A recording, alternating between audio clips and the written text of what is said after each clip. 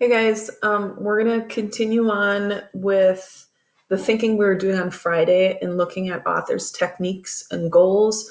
But the work we're going to do today, I think, is going to be helpful because I'm going to give you some tools to help you think about that. So on Friday, you guys thought in a small scale why the author was writing things the way they did. Some of you noticed figurative language. Some of you noticed dialogue. I have two documents on this slide that are going to be helpful when thinking about author's craft. I have them on the next slide, but I have links to them if they're not clear for you. So if you look on the left, we have all of the different writers' techniques that they could use: flashbacks, flash forwards, multiple plot lines, dialogue, actions. And then on the right, we have goals that they might be trying to accomplish with those techniques. So if you look, provide background information, stir empathy. So the way this works is you might say on the left side that an author is using symbolism in order to support the theme, or maybe it's stirring empathy. So I'm going to show you some examples of how to use this. So I took a look at, and it's not a dystopian book, the book Simon versus the Homo Sapiens Agenda by Becky Albertalli. It's the movie Love, Simon is based off this book. But what I noticed is the author included a lot of Simon, the protagonist's, inner thoughts. And she did this to show his motivations, to stir empathy for the character, and provide background information. So if you look at these documents, on the left is the technique, is inner thinking. On the right, we have provided background information for the character, showed motivation, and stirred empathy. So my evidence for providing background information is a quote that I took of Simon's inner thoughts. He said, "I'm seriously not in the mood to deal with my family. It's like you can't just tell them about your French teacher's obvious wedgie or Garrett dropping his tray in the cafeteria. You have to perform it. Talking to them is more exhausting than keeping a dog."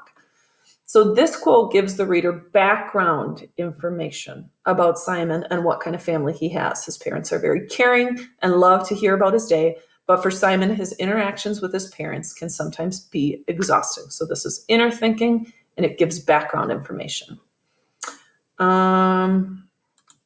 Here's another one. It's the same quote, but it's doing some different work. So I'm not going to read the quote again, but this evidence not only provides background information, but it also shows, along with most of Simon's inner thoughts, that he just wants to make people happy.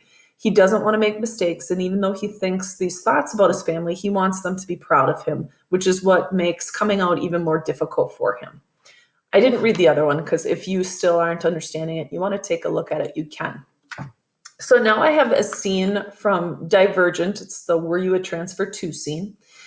And when you watch the scene, you'll notice there's a lot of dialogue, right? So that is the technique they're using for filmmaking. But what does this dialogue do for the story? So I marked a couple of things that I think it's doing, but it could be more. So I want you to take a look at this and think, what do you think this scene is doing, this scene of dialogue? Once you're done with that, you guys are going to try it out by creating another Flipgrid. So this should be your second Flipgrid. And in this Flipgrid, you're going to try out picking a technique that the author used. So maybe you've already noticed symbolism, flashbacks, dialogue, multiple plot lines. And then you're going to talk about why you think the author put those in. So it could be specific symbols to get specific themes across.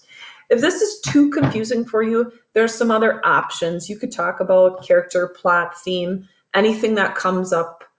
Craft moves will be helpful for you because that's what we're really focusing on.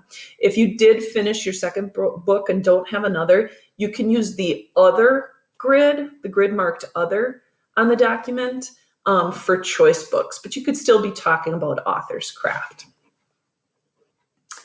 All right, I think that is it for today. Remember, if you have any questions, you can always send an email. You can throw up the chat. I'm on there. Mr. Nygaard will be on there from 8 till 12. Good luck.